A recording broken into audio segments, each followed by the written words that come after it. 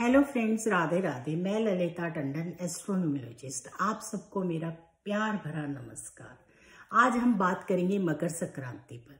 मकर संक्रांति हमारे यहाँ बहुत ही बेस्ट फेस्टिवल होता है, क्योंकि उस दिन सूर्य उत्तरायण हो जाता है और हम सबको बहुत ही पॉजिटिव एनर्जी मिलती है। एनर्जी इसीलिए मिलती है क्योंकि हम इतना बड़ा सर्दी का सीजन जो है उसको अपने अंदर घर में बैठकर ठंड में बिता रहे होते हैं और सूर्य उत्तरायण होते हैं, तो हमें ऐसा लगता है कि अब हमें गर्मी आने वाली है, उसका एहसास होने लगता है। तो आप सबसे हम बात करें उससे पहले आप मेरा YouTube channel astrologer Lalita Tandon like कीजिए, सब्सक्राइब कीजिए और बेल आइकन को जरूर दबाइए। आप सबके साथ आज मैं बात कर रही हूँ कि मकर संक्रांति पर।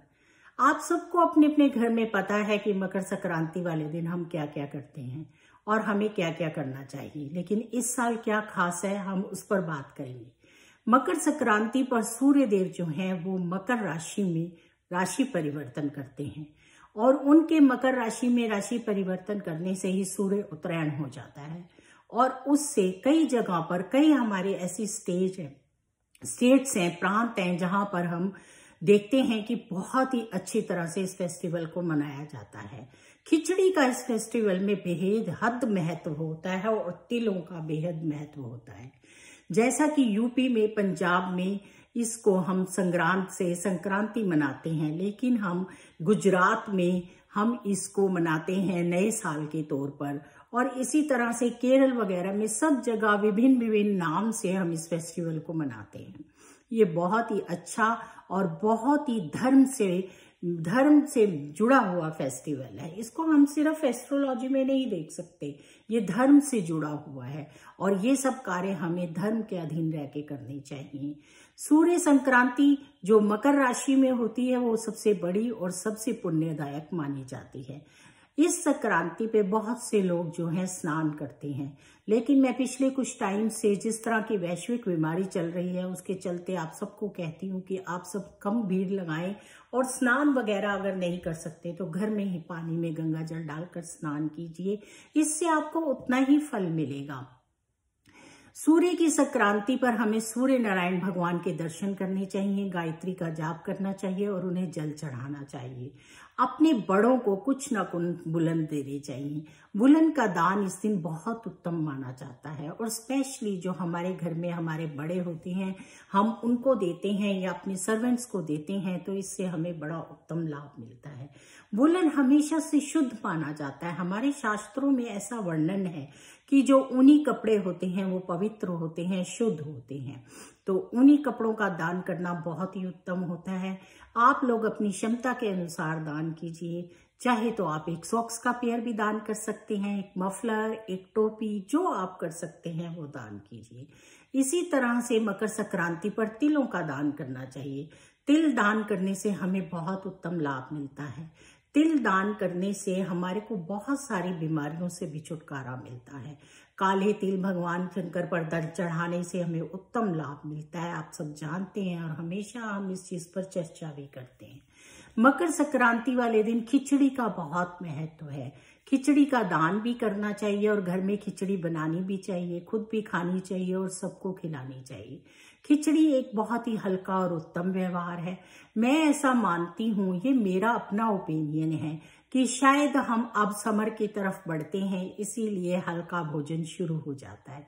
बहुत से प्रांत में बहुत अच्छी तरह से खिचड़ी बनाई जाती है और स्पेशली उनका ये रिचुअल होता है कि वो लोग खिचड़ी बनाते ही हैं। हमें चाहिए कि हम जितना हो सके उतना चावलों का, दाल का दान करें। जितनी हमारी क्षमता है हम कर सकते हैं, इससे हमें बहुत पुण्य मिलते हैं और हमारी बहुत सी प्रॉब्लम्स दूर होती हैं। मकर संक्रांति पर खिचड़ी इस बार, क्योंकि मकर संक्रांति थर्सडे को पड़ रही है, तो आप चने की दाल की खिचड़ी बनाइए। एक पंथ दो काज, विष्णु श्री हरि विष्णु की दिन ये मकर संक्रांति पड़ रही है तो भगवान की पूजा आराधना कीजिए, केसर का टीका लगाइए, येलो कलर्स पहनिए, उस दिन आपको बड़े ही उत्तम लाभ मिलेंगे। येलो मिठाइयों का दान कीजिए। ये सब हमारे धर्म में है और अगर हम इनका पालन करते हैं तो बहुत अच्छा होता है। जिनके भी घर में बड़े बूढ़े हैं वो सब जरूर ये काम करते हैं, दादी नानी सबको पता होता है और वो बरसों से सदियों से करते आ रहे हैं। हाँ, हम लोग वीडियोस बनाते हैं, शायद जो न्यूक्लियर फैमिलीज में होते हैं उनको पता नहीं चलता और वो हमारी वीडियोस देखकर ये सब कर सकते हैं। मकर संक्रांति वाले दिन आप सब लोग अच्छे से उस फेस्टिवल को मनाइए और ये छुट्टी भी होती है उस दिन, और इस फेस्टिवल पर पतंग भी उड़ाते हैं। गुजरात में, दिल्ली में तो 15 अगस्त पर उड़ती है, तो पतंगे भी उड़ाते हैं। इन सब चीजों का मतलब होता है कि हम खुश हैं, हमें खुशी मिली है। अब इस बार क्या खास है, इस बार जब सूर्य मकर संक्रांति वाले दिन यानी कि मकर राशि में प्रवेश करेंगे, उस टाइम पर वो शनि के घर में प्रवेश करते हैं। वो उनका पुत्र है, पर इस बार शनिदेव स्वयं वहां बैठे हुए हैं, तो वेलकम करेंगे वो अपने पिता का कि वो अब उनके घर में आ रहे हैं। लेकिन पिता और पुत्र की इतनी बनती नहीं है, तो सम प्रॉब्लम्स भी आ सकती हैं। इसलिए आप दान पुण्य कीजिए और अच्छे से इस त्योहार को मनाइए। और 1 महीने की बात है, हम छोटे छोटे रिचुअल्स, छोटे छोटे उपाय करते रहेंगे और ये महीना निकल जाएगा। सूर्यदेव कौन सा वहां पर रहने वाले हैं, अगले महीने फिर वो अगली राशि में चले जाएंगे। तो इस तरह से डरने की कोई बात नहीं है। पिता पुत्र में कितनी भी अनबन हो, फिर भी पुत्र अपने पिता की रिस्पेक्ट ही करता है। ऐसी हमारी हिंदू संस्कृति है।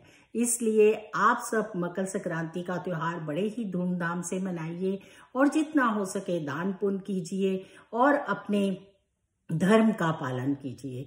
जिस धर्म में जैसे जैसे मनाई जाती है वैसे वैसे ही मनानी चाहिए। अपने बड़ों का कहना मानना चाहिए, जो वो कहते हैं वो करना चाहिए। तो चलिए, आप सबको मेरी तरफ से मकर संक्रांति की बहुत बहुत शुभकामनाएं। राधे राधे, जय श्री कृष्णा।